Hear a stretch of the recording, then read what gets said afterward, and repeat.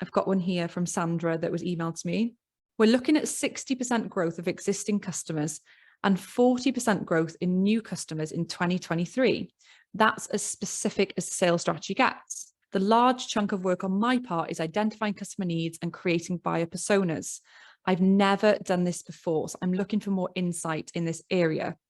The business at times thinks that everyone is a potential customer, and we need to understand that not everyone is. What I would suggest, Sandra, is that you watch my brand positioning webinar on the YouTube channel, because that talks about buyer personas. I think that it's really great that you clearly see that, yes, we can sell to everybody, but we don't necessarily have the resources to do that. And often I tell people, if you try to appeal to everyone, you'll actually appeal to no one. So I would say that focusing on brand positioning, learning about brand positioning is going to really help you to nail your ideal client persona, understand who your ideal client is. A conversation you could have with your company owner is, who as a client would we want to replicate times 1,000? Who's the most profitable to us? Who do we really like working with? Who is an ideal fit? Because it's not just about who wants to work with us. It's also about who do we want to work with? Who is less of a headache for us than others? And making sure that we take on work that we really like. This is where the definition of marketing comes back in, satisfying customer needs profitably. If we have a group of customers that are an absolute pain, a drain on resources, our team can't get on with, and they end up binning us and going off to someone cheaper, those are not people we want to target. So identifying customer needs, it's all covered in the brand positioning piece. Interviewing them, I do personally recommend that this is outsourced. It is something that I do for clients, is I help them with their brand positioning and connecting, creating buyer personas in order to develop brand positioning. Thanks for that question. Laura says, how would you go about finding the right industry influencer? Do we mean the industry our ideal customer operates in, or the industry our own company is in? Yeah, because something that I want to talk to you about in terms of content is, quite often people say, okay, create a content plan, and I will get onto influencers. Create a content plan that covers the topics that your ideal client cares about and is interested in. Yes and no, because sometimes we end up talking about stuff that's divorced from us and isn't actually linked to what we sell and what we do. So it needs to be where the customer need and our expertise meets. So we don't just want to talk to them about retail in general, if that was the sector, just retail trends. It's like, okay, let's say that we're a manufacturing company who manages the logistical supply chain. We're not going to talk to them about retail trends if they're a retailer, because they've got better sources than that. We're going to talk to them about supply chain optimization, what they need to know, so they don't have to fuss about with all the complex stuff. We've pulled it all together so that you don't have to. And so it's finding where things meet. So Laura, to answer your question, it needs to be an influencer that has a connection to what you do, but is in the space that they would engage with. Let's say, for example, there is an annual show that your ideal client would go to, and there's a really popular speaker there, or an industry body that is quite popular, and you partner with them. So they're already talking to that audience, and they've already attracted people in who care about your sector. Because what you don't want to do is try and get in front of people in your target sector. You want to get in front of buyers in your target sector in relation to what you sell. What you can do is Google your subject topic as if you're an ideal client researching, and see what's coming up and see what reports there are and see what influencers there are, who is regularly adding commentary to articles, who's regularly talking at events.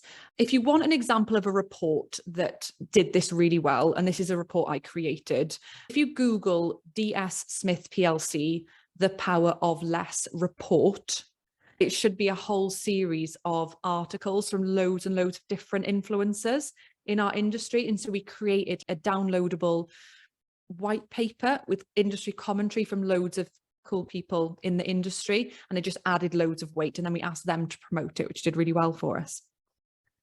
Hey Mia, any tips for the marketing unicorns? I'm the first marketing employee in a very small business. I'm trying to learn, but also run all the marketing. My team have very little marketing knowledge. Oh, I know. I've been there. I was going to start wearing the unicorn thing on my TikToks. Okay, Mia, the first thing I suggest is my latest podcast episode. There's a topic that's called Habits of Successful Marketers in 2023.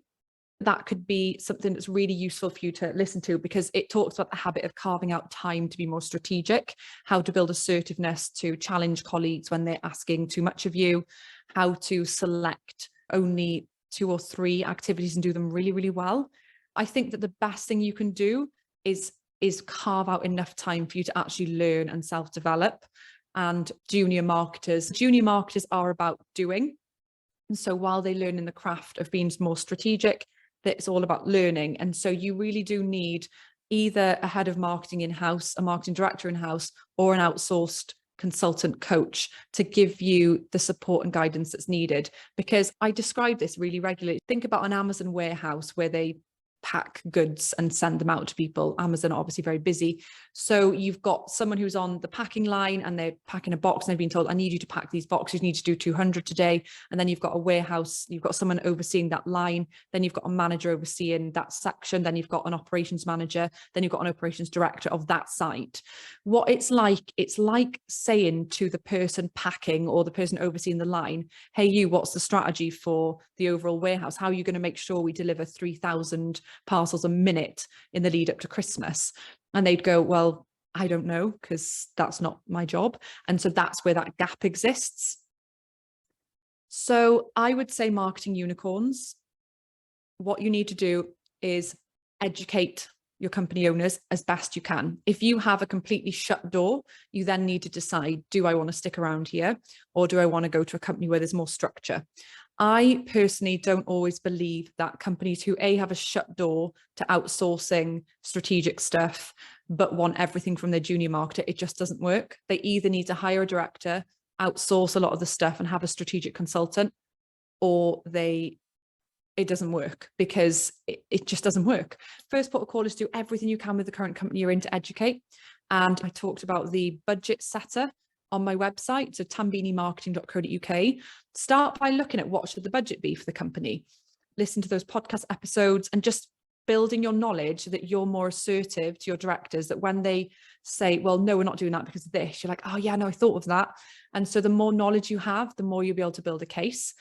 Honestly, though, for marketing unicorns who are absolutely stuck and the company won't even listen to them, I personally think that it's a good thing to have experience for a couple of years at least in a corporate where they have the marketing director, the head of marketing, 3 marketing managers, junior marketers, a digital marketer, a content marketer, so you can be part of a team where you've got people going, hey, come over here, this is how we do this.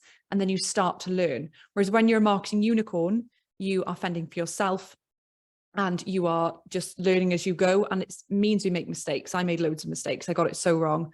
And then eventually you get it right. That's what I would recommend to you, Mia. I hope that's helpful. Joelle, tips on mapping out buyer journey without simply guessing. This is such a great topic because I always think it's kind of a basic that I don't need to talk about, but it's not, is it? It took me years to be comfortable with that. Okay. If you have a customer relationship management software, what you can do is work backwards. So for every sale you got in the last year, have a look at how many opportunities you had. You want to make sure that your CRM system is set up correctly. And I've got some amazing CRM partners I work with who are not software providers, but consultants that really help people with stuff like this. And so you could work with someone like that to help you get a process in place for your buyer journey. But just in simple terms, I would start from the sale and go backwards. I would say that you want to do, okay, these are our sales. Before that, how many opportunities do we quote for? Taking it offline before you try and measure it online is such a good way to do it. And so if you think, okay, what is the journey for us? So we get an inquiry and what happens next? It becomes a sales lead for us to understand. And then it becomes an opportunity that we've actually quoted for. And then it becomes a customer or a lost customer. So those are your obvious ones. And then before that, your contact. So you've got, I would say, go with a basic one and then adapt: contact, sales lead, opportunity, customer. And then from there, just work out what you're going to have as a contact strategy in order to nurture them along that path. I hope that answers your question, Joelle, because there's a few ways that could be read. Quite a few more questions here. Laura says, I was in your position for a while, Mia. Wish I had someone to shadow and be mentored by at that point. I think I would have learned much better than on my own. That is such a great point. That's exactly it. And that's what I mentioned about potentially looking at long-term, having some time in corporate where you've got people to lead you. Sandra says, how do you determine how many marketing objectives are needed? As few as possible in order to achieve what the business needs to achieve. So people get hung up on, oh, it doesn't look like we've got enough, or I want to have 4 for each section of the business plan. If you can spend time understanding the business strategy with your senior colleagues, then you're going to be able to work out for each one what marketing's role is going to be. So if we are losing customers and we need to increase retention, okay, what is marketing's role going to be with that? We're going to have to get some insights to understand where we're falling short and brief that into our teams and adapt our offering, and in turn adapt our messaging and our marketing materials to better meet that. And so then you've got that one, but don't have more than what you need, just have enough to actually achieve what the company needs to achieve. I hope that helps. I've got loads of questions now. Marketing associate is my title. I guess that's the same. Yeah. So a recent graduate. Yeah. So Mia, just to make you feel better, you really do need to recognize that you are the most junior that a person can get in a marketing job, which should make you feel better. Usually people come out of uni and they're like, okay, now you need to create our strategy. And it's insane. It's insane. This is the marketing gap. And I think listening to the podcast could really help you with this.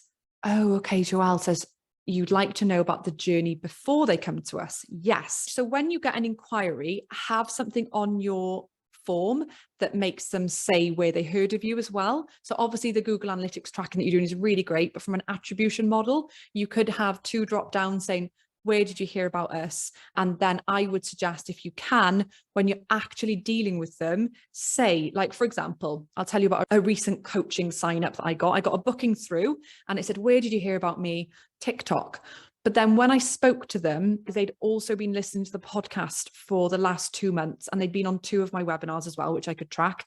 I could attribute the fact that I'm on TikTok to them booking a session with me, but that's where they found me. The education and the nurturing came from these webinars and the podcast. And that does take us into a territory of what we would call dark social, these unmeasurable things. Someone listening to my podcast and binge listening to it, I only know that because they've told me. For example, Toby emailed me to say, I've been binge listening to your podcast. And so, people are valuing the podcast. Whereas if I wasn't getting those sorts of insights, Joelle, then I wouldn't know that and I'd probably cancel my podcast. So asking is such a great way to do this. And then in your CRM system, hope that's useful. There are so many channels and tactics. I work for a service-based company in a very fast, competitive, growing industry. It's a long sales cycle. Any ideas on narrowing down your marketing and PR activities? It's so easy to go off piste. Yeah. So like I said earlier, focus in on 2 or 3 things that really build brand legitimacy and trust. So if it's a really long sales cycle, like what can you be doing to educate these people on common hurdles they face in making decisions? I did a TikTok video recently on this idea of buyer confusion. Sometimes companies abort projects altogether and say, oh, we'll buy this next year because we're just too confused. A lot of the job of us in marketing is like, how can we reduce that buyer confusion? They're so overwhelmed by the scale of the change that they're thinking, well, I don't know if I want to even do this anymore. I'm going to halt. So if we can be regularly communicating with them through, say, like an email nurturing program, then we're just slowly but surely nurturing and educating them and encouraging them along the way. Narrowing down your activity, do as few as you can. Genuinely, if you've got low resources, pick 2 or 3 things that are really going to work for you and have a bit of a funnel of activities. For example, mine, it does differ to larger B2B companies, but for example, this is my funnel. On TikTok, I produce content that makes people aware of me because they resonate with what I'm saying. And then I direct them to the podcast so that they can listen to some stuff that builds trust and answers their pain points and helps them. And then I encourage them to sign up to these webinars and they hang out on the webinar and I can help them. And if they never need me, that's great. I love talking about marketing, but if they do want to, they can go on to book a strategy call to have some one-on-one time. So have a clear funnel of activities that is very focused. I'm only on TikTok and LinkedIn. Like I exist on Instagram, but it's not really that big of a deal to me. It doesn't really I don't spend too much time. I am really grateful that you attended today. Our next webinar is going to be on the 15th of February, so not quite Valentine's Day, but I will wear a red top. And you can register for that through the link that I'm going to send you, or tambinimarketing.co.uk/events.